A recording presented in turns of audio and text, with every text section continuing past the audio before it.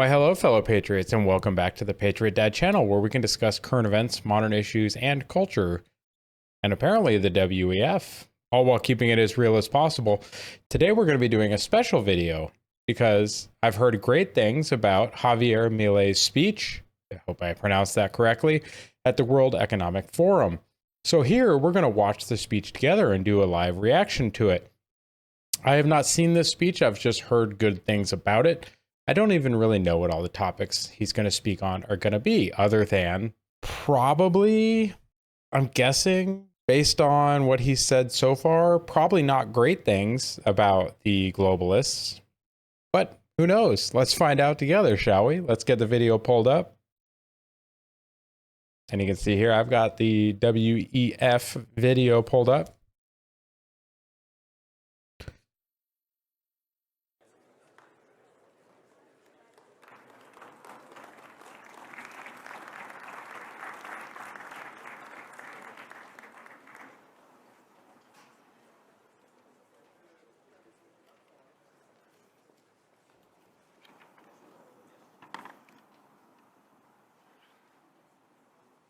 Good afternoon, ladies and gentlemen.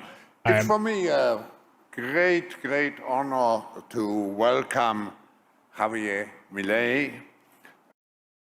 Javier Milei. Now, I'm also going to be trying this new format where I go between full screen and the picture-in-picture. So while I do my talking, I'll be full screen.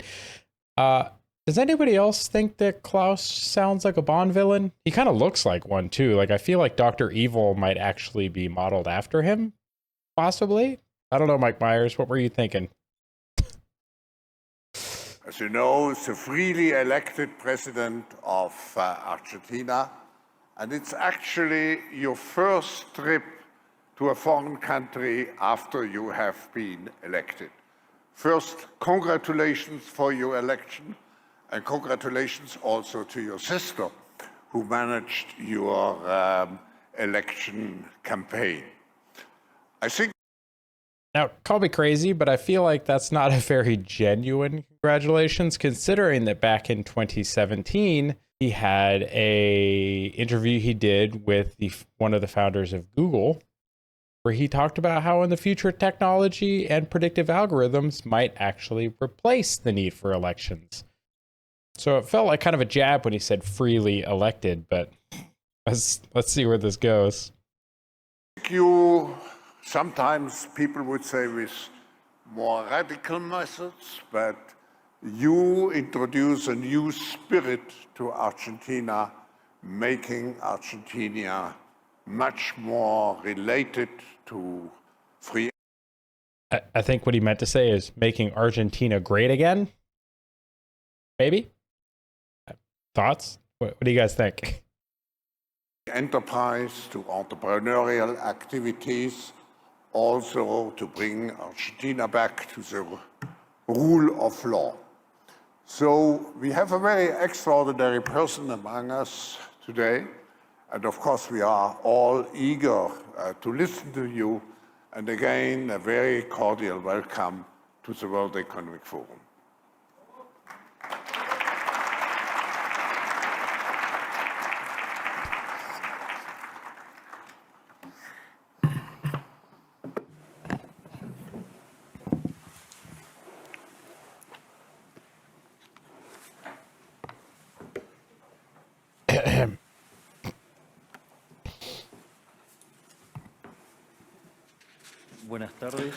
Good afternoon. Thank you very much. Today, I'm here to tell you that the Western world is in danger. And it is endangered because those who are supposed to have to defend the values of the West are co-opted by a vision of the world that inexorably leads to socialism. And they're... Oh, okay, so like right out the gate, we're accusing... I mean, he's not wrong, but like right out the gate, we're already throwing shade at the WEF and these globalists. Just right out the gate, talking about how all these policies tend to lead towards socialism. And in the 20th century, where did we learn about socialism? It's the entrance to communism. And what does communism do? It tends to kill tens of millions of people. So Coming in hot. Good start to a speech. Let's see where this goes. To poverty.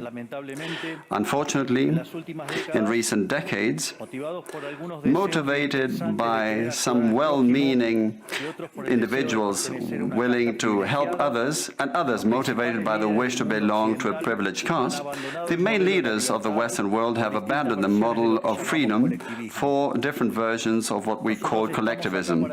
We're here to tell you that collectivist experiments are never the solution to the problems that afflict the citizens of the world. Rather, they are the root cause. Do believe me, no one better placed than us, Argentines, to testify to these 2 points. When we adopted the model of freedom back in 1860, in 35 years we became a leading world power.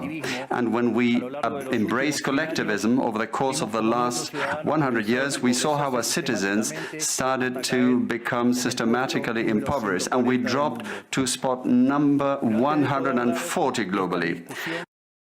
Wow, that is a precipitous drop. So, like he's pointing out, collectivism doesn't really make everybody rich. If you want to make everybody on the same level, you don't tend to raise the poor up. You drag the middle class and everybody down to meet the poor. So you tend to increase poverty and increase suffering when it comes to collectivism. And we see that. If you look at what communism and socialism did in the world in the 20th centuries, we saw that. And Mr. Milei here is talking about its effects on Argentina. They went from being one of the leading world powers to being 100 and can't recall, it's like 140th or something like that. Like that. I'm actually kind of curious. How many countries are in the world right now? Okay, quick Google search. How many countries are in the world? 195. So, yep, dropping from one of the tops to number 140 or so. Not a great start. So, yeah, collectivism has not been great for the middle class, especially, or the lower classes. Just hasn't. And we dropped to spot number 140 globally. But before having the discussion, it would first be important for us to take a look at the data that demonstrate why free enterprise capitalism is not just the only possible system to end world poverty, but also that it's the only morally desirable system to achieve this. If we look at the history of economic progress, we can see how between the year 0 and the year 1800 approximately, world per capita GDP practically remained constant throughout the whole reference period. If you look at a graph of the evolution of economic growth throughout the history of humanity, you would see a hockey stick graph. So I'm trying to think about why he said to 1800, and I think his point is that 1776 was really the start of America, and early on it was fairly collectivist. So we didn't really get the Constitution and the constitutional form of government and free markets and capitalism didn't really take over right away. Considering that the Constitution wasn't ratified until 1788, 1789 timeframe. So we're really close to the year 1800 at that point. So that kind of makes sense, actually. So what he's saying here is that early on, I mean, we were pretty much autocrats, monarchs, and other forms of government. We didn't really have a free market society until then. So his point is, you know, until the U.S. was really birthed and our free market society started, the economic growth in the world was fairly stagnant. You did have large corporations like the East India Trading Company and others, but over the course of history, you know, not much changed. It was just a certain amount of wealth. So that's an interesting observation. Exponential function that remained constant for 90% of the time and which was exponentially triggered starting in the 19th century. The only exception to this history of stagnation was in the late 15th century with the discovery of the American continent. But for this exception, throughout the whole period between the year 0 and the year 1800, global per capita GDP stagnated. Now, it's not just that capitalism brought about an explosion in wealth from the moment it was adopted as an economic system. But also, if you look at the data, what you will see is that growth continues to accelerate throughout the whole period. And throughout the whole period between the year 0 and the year 1800, the per capita GDP growth rate remained stable at around 0.02% annually, so almost no growth.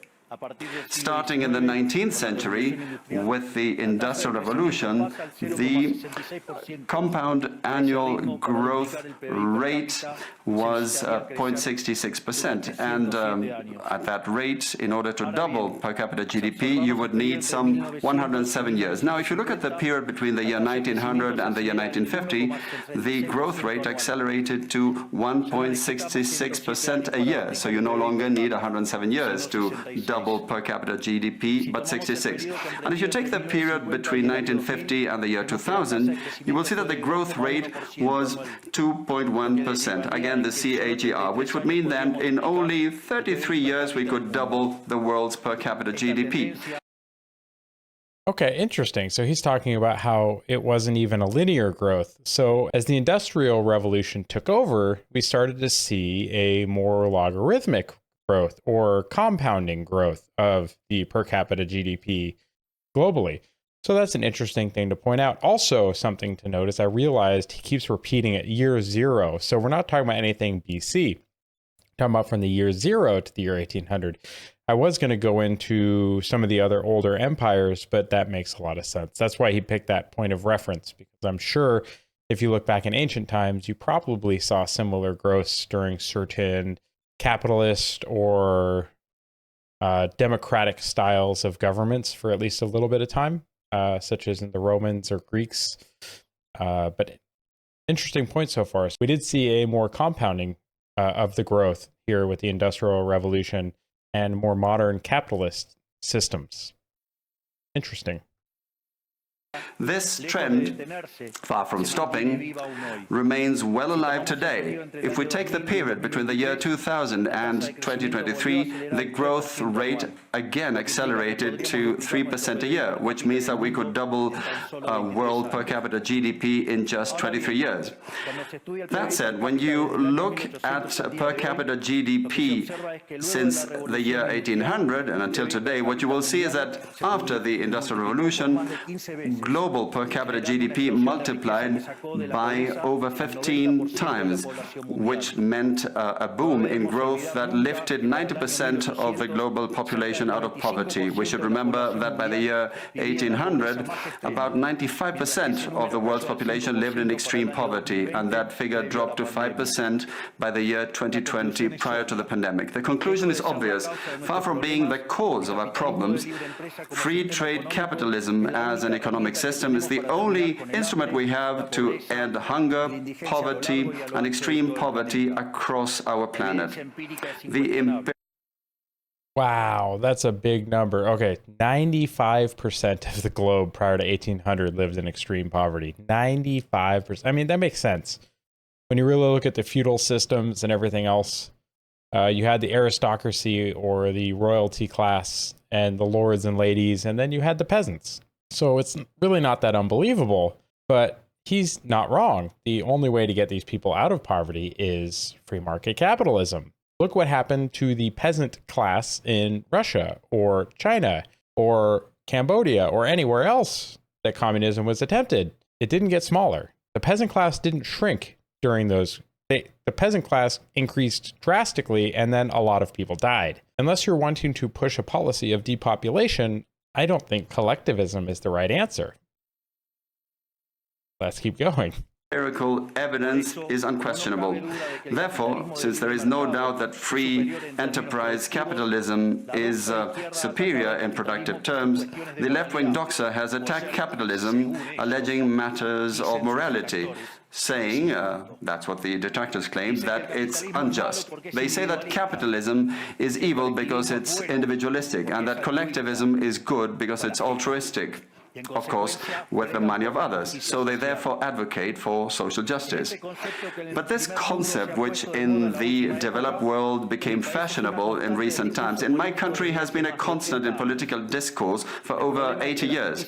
The problem is that social justice is not just, and it doesn't contribute either to the general well-being. Quite on the contrary, it's an intrinsically unfair idea because it's violent. It's unjust because the state is financed through tax, and taxes are collected coercively. Or can any one of us say that they voluntarily pay taxes, which means that the state is financed through coercion?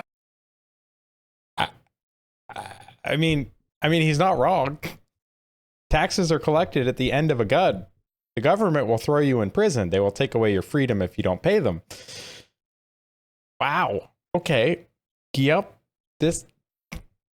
So far, Mr. Milei doing great work. I don't see any flaws in his arguments yet. He's just laying down information for these people. I'd almost be interested to see what their reactions are going to be. I don't know if this speech actually has a reaction. It looks like we're coming up on almost the halfway mark, but I'd be interested to see if there is any Q&A or any responses after this, because they can't be happy. This message does not go with what they normally talk about at the World Economic Forum. Sorry, Mr. Bond villain. I don't think you're going to like this speech, but I love it. Keep it up. And that the higher the tax burden, the higher the coercion, and the lower the freedom. Those who promote social justice, the advocates, start with the idea that the whole economy is a pie that can be shared differently. But that pie is not a given. It's wealth that is generated in what Israel Kirzner, for instance, calls a market discovery process. If the goods or services offered by a business are not wanted, the business will fail unless it adapts to what the market is demanding. If they make a good quality product at an attractive price, they will do well and produce more. So the market is a discovery process in which the capitalists will find the right path as they move forward. But if the state punishes capitalists when they're successful and gets in the way of the discovery process, they will destroy their incentives, and the consequence is that they will produce less, the pie will be smaller, and this will harm society as a whole. And about that, so if there's coercion or punishment that makes the overall pie smaller, but you still push to carve the pie into the same percentages, everybody has less. Like, that's what we're kind of talking about here, right? Like, the pie is not a predetermined size. The pie has to be created. And there really is no better system than free market capitalism when it comes to market efficiency. Like, you can have, through a centrally planned command economy, a lot of output, but is it what the market requires? So the market, through free markets, actually punishes people for overproduction because they'll have a lot of supply. Nobody's buying it, so they'll have to lower the price because there really is just an intersection is where the purchase happens. It has to be that it's the right product at the right price. So it could be the right product at the wrong price, or it could be the right price but the wrong product. And unless both of those things align, the average consumer is not going to purchase it unless they're coerced to. And that's kind of what we're talking about here, right? Is coercion. Free market capitalism is supposed to have none. So when you have these big governments that are trying to force us to buy things like shots or insurance policies or many other things, it disrupts that free market feedback system. I could do a whole nother video on that because the economic systems that we've attempted in history, free market is really the best, most efficient one. So social justice be damned. The free market, the market will dictate what gets made and what doesn't, as it should. Let's get on with it. collectivism, by inhibiting these discovery processes and hindering the appropriation of discoveries, ends up binding the hands of entrepreneurs and prevents them from offering better goods and services at a better price. So how come that academia, international organizations, economic theory and politics demonize an economic system that has not only lifted out of extreme poverty 90% of the world's population, but has continued to do this faster and faster, and this is morally superior and just. Thanks to free trade capitalism, it is to be seen that the world is now living its best moment. Never in all of mankind's or humanity's history has there been a time of more prosperity than today. This is true for all. The world of today has more freedom, is rich, is more peaceful and prosperous. And this is particularly true for countries that have more freedom and have economic freedom and respect the property rights of individuals, because countries that have more freedom are 12 times richer than those that are repressed. Ooh, good point. So he mentions property rights when it comes to freedoms. Now, property rights are the core of all other freedoms. If a person cannot own anything, they aren't free. So when you keep hearing you will own nothing and be happy about it, that means your other rights are very close behind them and they're leaving. Because if you are now 100% dependent on somebody to provide you with something, a place to live, food to eat, a job, like all these things that you require for modern living, if you're dependent on somebody else for those things, you are not free. If you can't own your property, if you can't own your home, if you can't own some land, if you can't own a cow, a motorcycle, a car, if you can't own the means of your own production, you're a slave to somebody else. That's not a good thing. It's not good at all. And the lowest decile in terms of distribution in free countries are better off than 90% of the population of repressed countries. And poverty is 25 times lower, and extreme poverty is 50 times lower. And citizens in free countries live 25% longer than citizens in repressed countries. Now, what is it that we mean when we talk about libertarianism? And let me quote the words of the greatest authority on freedom in Argentina, Professor Alberto Venegas Lech Jr., who says that libertarianism is the unrestricted respect for the life project of others, based on the principle of non-aggression, in defense of the right to life, liberty, and property. And actually, funny thing, that also follows a lot of what anarchy espouses. I don't know if you've ever heard Michael Malice talk on the topic. Now, he has a video that he did with Jordan Peterson that I might actually just link up here that you should watch, because it's real interesting. Personal property and nonviolence, but the right to protect your property and your person are the core tenets of these systems. And it makes a lot of sense. So the key thing there is personal property, though. If you don't have that, you've got nothing. So like you say, these free countries, you're way more likely to live longer, be healthier, be happier, be richer. But then these elites can't exploit you for their own gain. So I think that's probably why he's not very popular here. But so far, I like it. Let's keep going. Fundamental institutions being private property, markets free from state intervention, free competition, the division of labor, and social cooperation, as part of which success is achieved only by serving others with goods of better quality or at a better price. In other words, capitalists, successful business people are social benefactors who, far from appropriating the wealth of others, contribute to the general well-being. Ultimately, a successful entrepreneur is a hero. And this is the model that we are advocating for the Argentina of the future. Interesting he calls an entrepreneur a hero, because what does the extreme left like to call entrepreneurs? They basically demonize them. They talk about how they're stealing from others. Their success was built on the backs of others, that their wealth was created by taking it from others. The last time I checked, all of you people that are so upset with capitalism, you still log on to Amazon and you still give Amazon your money freely for a service. And you're happy to do it because the stuff shows up at your door 2 days or less later. And then you're going to turn around and complain that Mr. Bezos has enough money to fund a giant dick rocket to space with his own money. He has a giant yacht. He made one of the wealthiest women on the planet through divorce, and he still has more money than most people. But how did he get it? You all gave it to him. He didn't take it from you by force like a government does. You gave it to him, just like the Walton family, just like Mr. Musk, just like all the other wealthy people. You gave it to him, or them. You gave it to them. All you social justice warriors out there, you gave them the money that you're now complaining they have. And you want to tax it away from them by force because that's what's fair. No, they provided a service you liked that you paid for through your own free will in a free market. Suck it, nerds.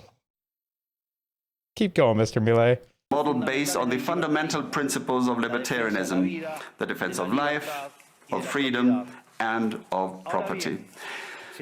Now, if free enterprise capitalism and economic freedom have proven to be extraordinary instruments to end poverty in the world, and we are now at the best time in the history of humanity, it is worth asking why I say that the West is endangered. And I say this precisely because in those of our countries that should defend the values of the free market, private property, and the other institutions of libertarianism, sectors of the political and economic establishment, some due to mistakes in their theoretical framework and others due to a greed for power, are undermining the foundations of libertarianism, opening up the doors to socialism and potentially condemning us to poverty, misery, and stagnation. It should never be forgotten that socialism is always and everywhere an impoverishing phenomenon that has... Ooh, he's not wrong. I like how he called it mistakes. Bro, these governments are not doing this to us by mistake. Like that's one of the only things so far that I've disagreed. He did kind of follow it up with something else. He called it something else. But to even to imply that these governments are pushing us towards socialism by mistake, no. They're in a quest for power and money. And something that Tim Pool says quite frequently is it's basically like the Titanic is sinking. These dipshits are just trying to steal as much of the silverware as possible before the ship sinks. Like they punched a hole in it with an iceberg, and then they're like, oh no, the ship's sinking, let's steal all the shit that we can that's worth anything, before it sinks, and we just get on our life raft and leave. Man, these leaders, I mean, Mr. Milei is great, but most of our Western leaders are awful. They're awful people that are just trying to garner power and enrich themselves at our expense. No. Nope.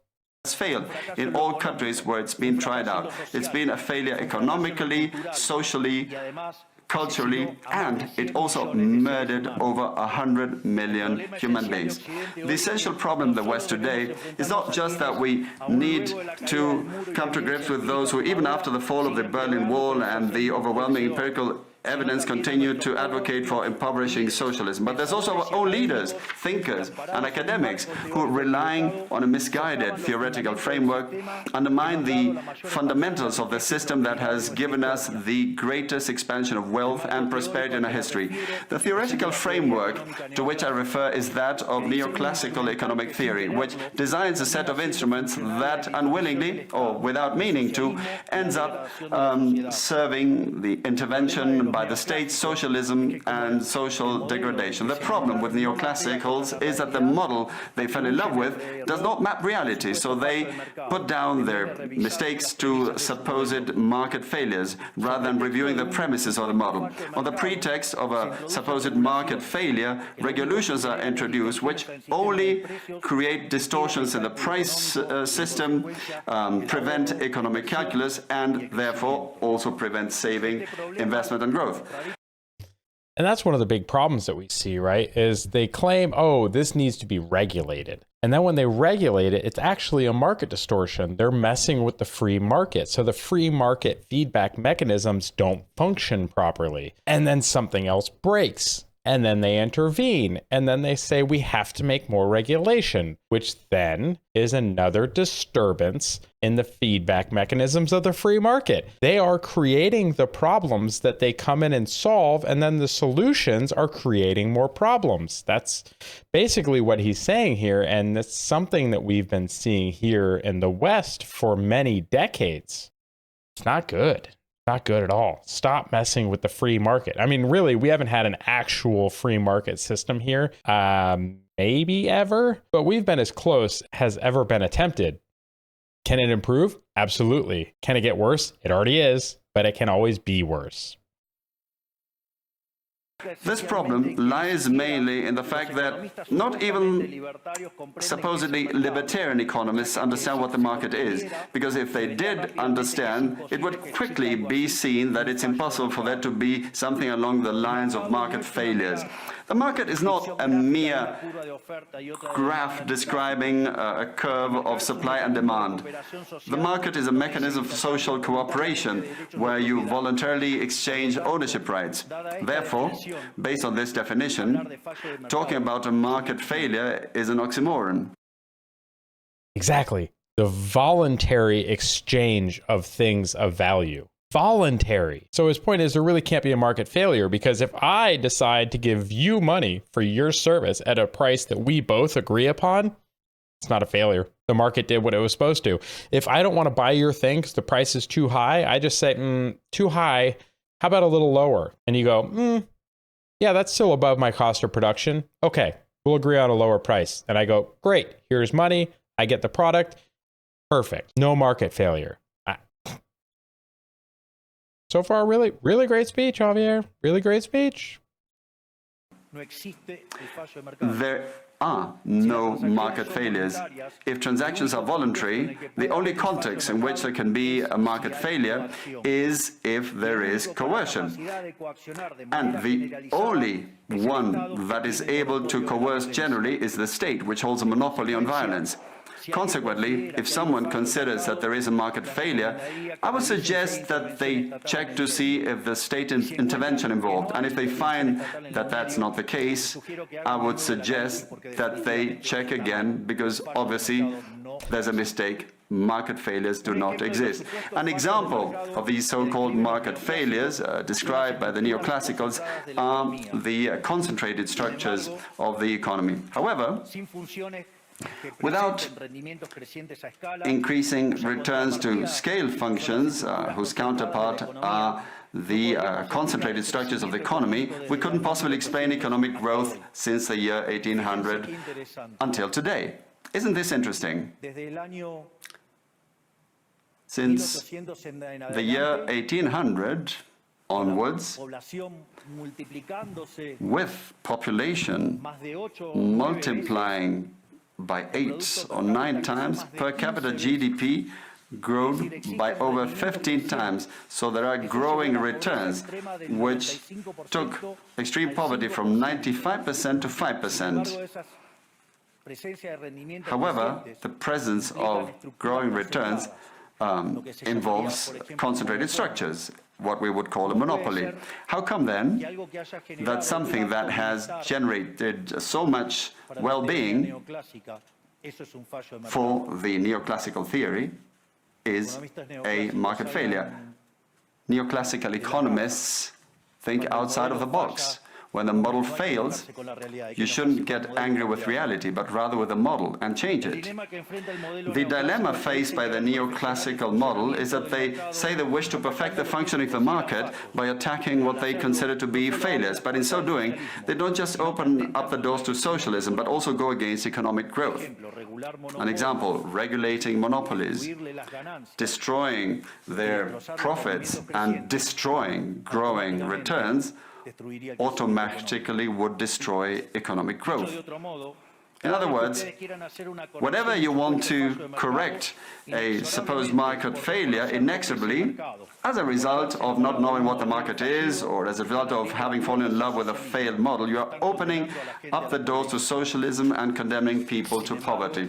However, faced with the theoretical demonstration that state intervention is harmful and the empirical evidence that it has failed couldn't have been otherwise, the solution to be proposed by collectivists is not greater freedom, but rather greater regulation, which creates a downward spiral of regulations until we're all poorer and the life of all of us depends on a bureaucrat sitting in a luxury office. Given the dismal failure of collectivist models and the undeniable advances in the free world, socialists were forced to change their agenda. They left behind the class struggle based on the economic system and replaced this with other supposed social conflicts which are just as harmful to life as a community and to economic growth. So that was a lot. It was kind of hard to follow there for a little. It looked like he was trying to figure out his own thoughts as he was talking. But something he pointed out that I hadn't really considered is he keeps talking about per capita growth. If the pie was a fixed size and the population of the world went up by a factor of 8, then the per capita slice of your pie would go down by that same factor, right? So the only way that we've seen both population growth and per capita GDP growth would be if the GDP growth was actually outpacing that. I'm not an economist, but in my just basic understanding of things, that's kind of how it feels. Could be wrong. Leave a comment below. But yeah, the only way for the population to go up by a factor of 8 and for the per capita GDP to go up by a factor of 15 would be significant growth. Not just a little bit of growth, but that pie had to just get so big, so fast. And like he said, the only way that happens is free market capitalism. It actually makes a lot of sense. Little side note, sorry. First of these new battles was the ridiculous and unnatural fight between man and woman. Libertarianism already provides for equality of the sexes. The cornerstone of our creed says that all humans are created equal, that we all have the same unalienable rights granted by the Creator, including life, freedom, and ownership. All that this radical feminism agenda has led to is greater state intervention to hinder the economic process, giving a job to bureaucrats who have not contributed anything to society. Examples, ministries of women or international... Oh, okay, he's going after feminism. Okay, I mean, he's not wrong. And it's probably fair to go after. Because the only way you get equity, which is different than equality, because like you said, we're all equal. We all have our rights given to us by our Creator. We call it life, liberty, and the pursuit of happiness, but he's not wrong. Property rights is definitely in there. But equity requires force and coercion. So the only way you get that is through government authority and power. So, like you said, bureaucrats and other more nefarious things, quotas and whatnot. That's not natural. That's not the free market, and it shouldn't be happening. But it is, even in countries like the United States, and it's unfortunate. National organizations devoted to promoting this agenda. Another conflict presented by socialists is that of humans against nature, claiming that we human beings damage the planet, which should be protected at all costs, even going as far as advocating for population control mechanisms or the bloody abortion agenda. Unfortunately, these harmful ideas have taken a strong hold in our society. Neo-Marxists have managed to co-opt the common sense of the Western world, and this they have achieved by appropriating the media, culture, universities, and also international organizations. The latter case is the most serious one, probably, because these are institutions that have enormous influence on political and economic decisions of the countries that make up the multilateral organizations. Fortunately, there's more and more of us who are daring to make our voices heard, because we see that if we don't truly Like, I'll get back to his speech in a second, but he's literally giving this speech at one of those organizations. Like the WEF, the WHO, the UN, like all of these massive global organizations that are, and NGOs that just espouse all of this collectivist nonsense. Bro, this guy's got some brass ones coming out here and saying all this at the WEF. So real quick,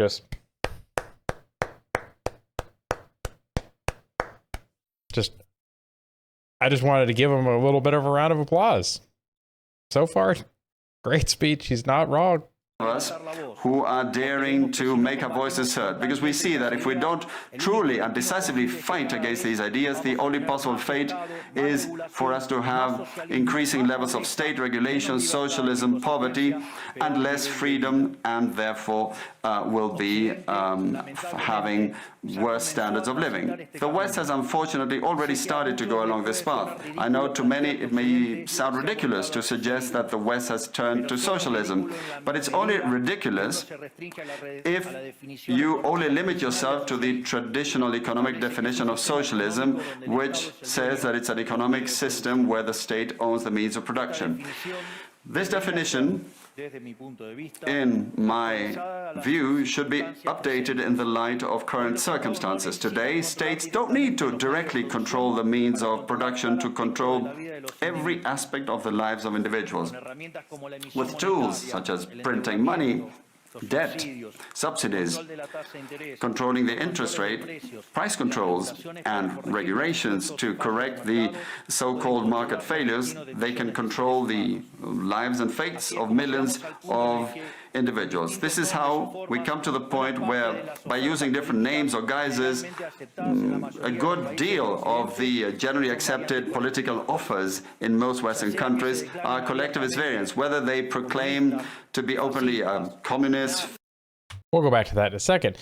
But something he's talking about here is controlling interest rates, things like central banks, things like the International Monetary Fund, things like the Bank of International Settlements. All of these large economic organizations, they're here to manipulate things. We like to throw around things at China saying that they manipulate their currency and their economy, but you know what? We do the same thing. The Fed has been messing around with our economy since its inception, and we've seen the results of what it does. The money printing that happened during and after COVID, the trillions and trillions of dollars that were just printed out of nowhere. Look at the inflation that we've suffered in the years since. In the last 2 to 3 years, we've had inflation well over 10%. I know the reported CPI is lower, but you know what? Tell me that your food, your gas, your cost of living hasn't gone up more than what the CPI says it should have. You can't trust their basket of goods to be accurate. Do the math for yourself. I've actually avoided doing the math in my own life because I'm afraid of what my personal CPI is, because it's probably significantly higher. Like, I am borderline broke and I make good money. Now, part of that is the divorce that I'm going through and other things, but holy cow, these monetary organizations need to stop messing with everything. They target 2% inflation a year, which is gross. That is a tax on people on fixed income. That is a tax on the poor and middle class of an extra 2%. Your dollar goes not as far every year, and that's their goal. It's disgusting. Disgusting. Ugh. Countries are collectivist variants, whether they proclaim to be openly communists, fascists, Nazis, socialists, social democrats, national socialists, Democrat Christians, or Christian Democrats, neo-Keynesians, progressive, populist, nationalists, or globalists. At bottom, there are no major differences. They all say that the state should steer all aspects of the lives of individuals. They all defend a model contrary to that one which led humanity to the most spectacular progress in its history. We have come here today to invite the rest of the countries in the Western world to get back on the path of prosperity, economic freedom, limited government, and unlimited respect for private property are essential elements for for economic growth. And the impoverishment produced by collectivism is no fantasy, nor is it an inescapable fate. But it's a reality that we Argentines know very well. We have lived through this, we have been through this, because as I said earlier, ever since we decided to abandon the model of freedom that had made us rich, we have been caught up in a downward spiral, as part of which we are poorer and poorer day by day. So this is something we have lived through, and we are here to warn you about what can happen if the countries in the Western world that became rich through the model of freedom stay on this path of servitude. The case of Argentina is an empirical demonstration that no matter how rich you may be, or how much you may have in terms of natural resources, or how skilled your population may be, or educated, or how many bars of gold you may have in the central bank, if measures are adopted that hinder the free functioning of markets, free competition, free price systems, if you hinder trade, if you attack private property, the only possible fate is poverty. Therefore, in concluding, I would like to leave a message for all business people here and for those who are not here in person but are following from around the world. Do not be intimidated either by the political class or by parasites who live off the state. Do not surrender to a political class that only wants to stay in power and retain its privileges. You are social benefactors, you're heroes, you're the creators of the most extraordinary period of prosperity we've ever seen. Let no one tell you that your ambition is immoral. If you make money, it's because you offer a better product at a better price, thereby contributing to general well-being. Do not surrender to the advance of the state. The state is not the solution. The state is the problem itself. You are the true protagonists of this story. And rest assured that as from today, Argentina is your staunch, unconditional ally. Thank you very much, and long live freedom. Damn it.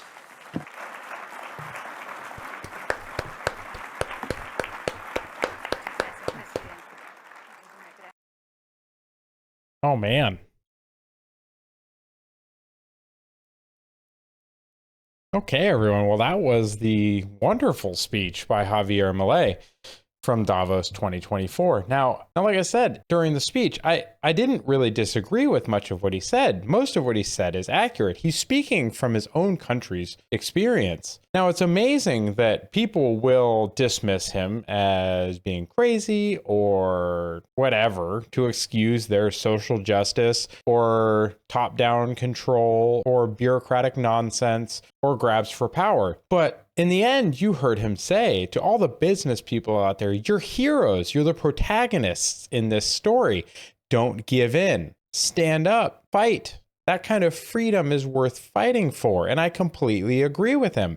The end of his speech was actually quite inspiring. He's right. You bring something as an entrepreneur or a business person to the market at a price that is competitive and delivers quality to the market. Why shouldn't you be rewarded? You should be. Absolutely. You shouldn't be punished by people or by the government or anything else. You should be rewarded and applauded. So thank you, Mr. Milei, for that wonderful speech. Thank you to the entrepreneurs out there bringing us the wonderful things that we get to enjoy every day that actually have allowed for this period of prosperity in a way that nobody else could. Because if somebody else would have thought of that idea before you, they would have already. The fact that you, as an entrepreneur, might have brought something to market that nobody else had thought of ever, or you found a way to improve a process or improve on a product that was already in the market to make it better, to deliver more value to the population of the globe, you should be rewarded and applauded. So thank you, Mr. Milei. And thank you, entrepreneurs. I am actually in the process of becoming one of those, as is my friend Dr. Bibi, as are the other people that I choose to surround myself with. If you want to be a collectivist, I probably don't want to spend a lot of time around you, and that's fine, because here on the Patriot Dad channel, we endorse freedom and personal property rights. So thank you everyone who made it to the end of this video. I greatly appreciate it. Make sure you like the video and leave a comment below. If you want to see more videos like this one in the future, please leave a comment below. Now, again, this was a special episode brought midweek, which was abnormal for this channel, but you know what? This speech seemed important enough for me to cover. I hope everyone has a great rest of their week. Take care. God bless. And bye for now. Go ahead and check out one of the links on the screen now to either subscribe to the channel and see the rest of the videos of the channel, or one of the carefully selected videos that you may wish to see that YouTube has used its algorithm to select for you.